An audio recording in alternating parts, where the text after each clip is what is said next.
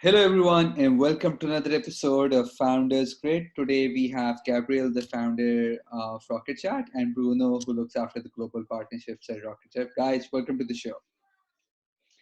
Thank you for having us. So, Gabriel, I'll start from you. Let's discuss the early days from the product market fit to getting to the first 100 users. What was it all like? I guess that's one of the crazy stories and beauty about open source. When we published the open source project, in the first 24 hours, we already had like 30,000 downloads. And then we were featuring product hunts, and it was like wildfire. And then you could see that the product fit was there because so many people started downloading and contributing to the project. Wow, Uh, amazing. Yeah, it's an interesting way. I would recommend some people don't take that open source into consideration when trying to find a go-to-market strategy. Mm. And we see more and more companies using the open source as sometimes a go-to-market strategy before you build an enterprise version of the product. Oh, interesting. So, and coming back, so 30,000, and what was the conversion rate like initially? So were you able to Well, hit digits in conversion rates, or? uh, that's the thing. Like we didn't have a commercial offer for the first year and a half, almost 2 years. It was mainly the open source project and trying to get uh, a, um, a market share to get the product to actually reach the next level. And yeah, we didn't actually we're not making any money or charging anyone for enterprise version for almost 2 years. And what year was that? So we published our first commit you see on GitHub, like was a very alpha version, was 2015, was June 2015. Okay. And so 2017 onwards, how's the journey been like from, enterprise version to the conversions and making the user stick on, because, that's where it's the next step forward, right? So, Yes. So I guess you think we were lucky enough that we raised our seed round based on user adoption and not on commercial metrics, right? We had yeah. a few hundreds of thousands of servers that have been or deployed, and then we started to get approached by different VCs to offer us money to take the project to the next level.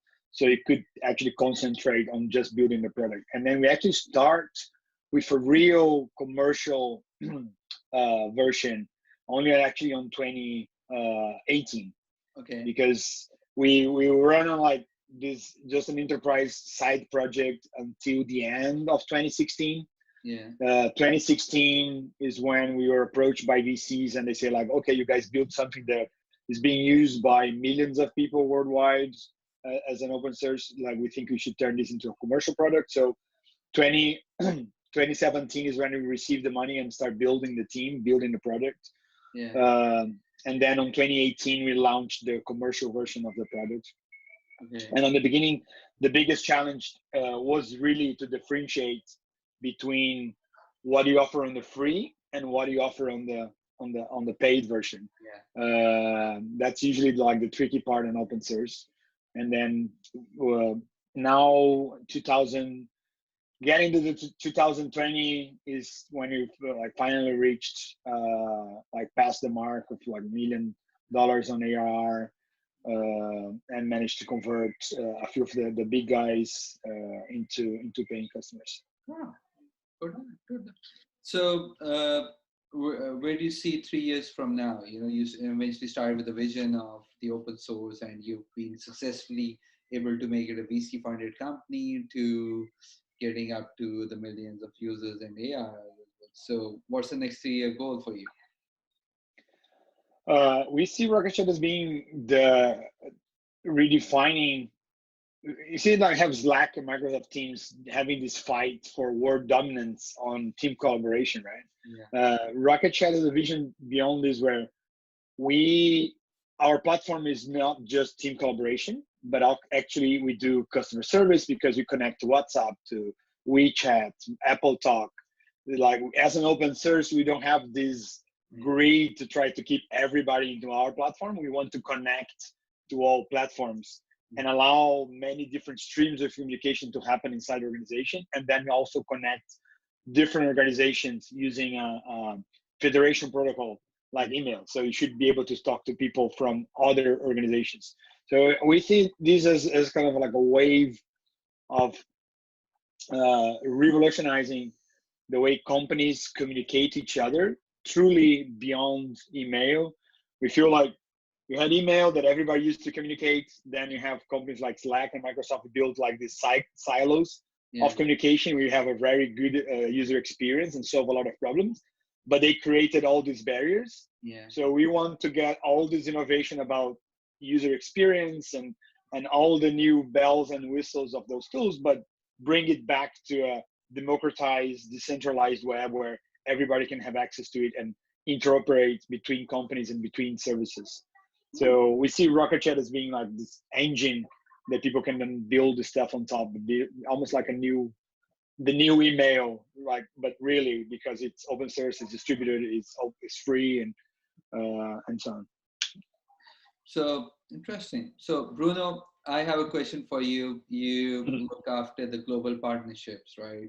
So I look after the same role at Caper, but I'm a very old school guy, who believes that deals only get done over stakes, right? So, but the post-COVID world, things are evolving, things are changing, and we've been forced to sit in front of Zoom and have these discussions. So how do you see the world evolving, especially when it comes down to partnerships and others, global partnerships where the ticket sizes are bigger? Do you see them evolving and happening over Zoom, or do you think we'll go back to the traditional way of having everything over? Yeah, that's an interesting question. And just to make the connection with Gabriel's beginning statement, was that the most interesting part of Rocket Chat is that since in the beginning, Rocket Chat was not focused at all in commercializing, right? So that made our product extremely focused on the product, to make that product amazing, in order, to be open source. And then, after 2 years, as he was mentioning, we were able to start, to commercialize. So now we have like an extremely ready product for the global market. Now, one thing that is extremely interesting about open source, right, is that, and I'm sure some of our viewers today, their experience, and some are not, is that a lot of times when we talk to government agencies, big companies, or even startups, we have the pleasant surprise when we first talk to them and they say, oh, wow, we've been using Rocket Chat for over 2 years now, so that's the amazing part of first of all, the open source, and second, for Rocket Chat to be born as a solution ready, to be global, right? So that's the first thing. Got it. So, Gabriel, last question for you. I believe you are distributed team, a remote team working in multiple time zones and everything, right? So now the whole world has been forced to go remote, and at Caper, we've been big advocates of remote work for a few years now, right? So how to manage remote teams in a better, efficient way, both the technology as well as the sales and marketing team. So any few tips you can share? Yeah, I think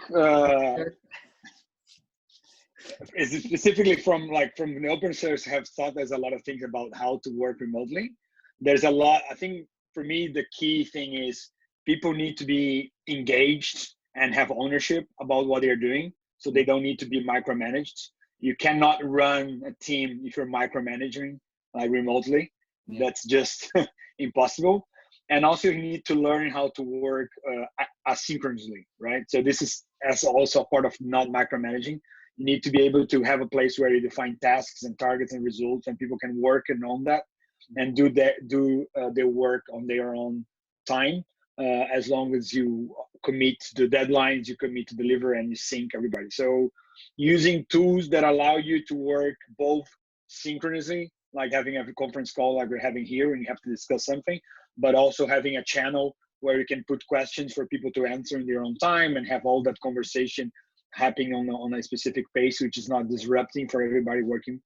So I think that's the key goal is know how to learn how to work synchronously and asynchronously, and have the right management that allows that to happen also, which is driven by results rather than by tasks. God, God. No, guys, Gabriel, Bruno, thank you so much. It was a great podcast, but my marketing team tells me I have to keep it within 8 to 10 minutes because of so much content being churned out these days. Of So, course. but thank you so much for having me. Thank you so much for the opportunity, and stay safe. Stay Thank safe. you. Take And care. it's a pleasure to talk to you as well. And we are here, to help companies, right, to expand the communications. And we can't wait, to partner with a lot of them. So if you have any questions, we're open for partnerships globally. No, thank you so much. Thank you. Have a good one. Thank you. Bye.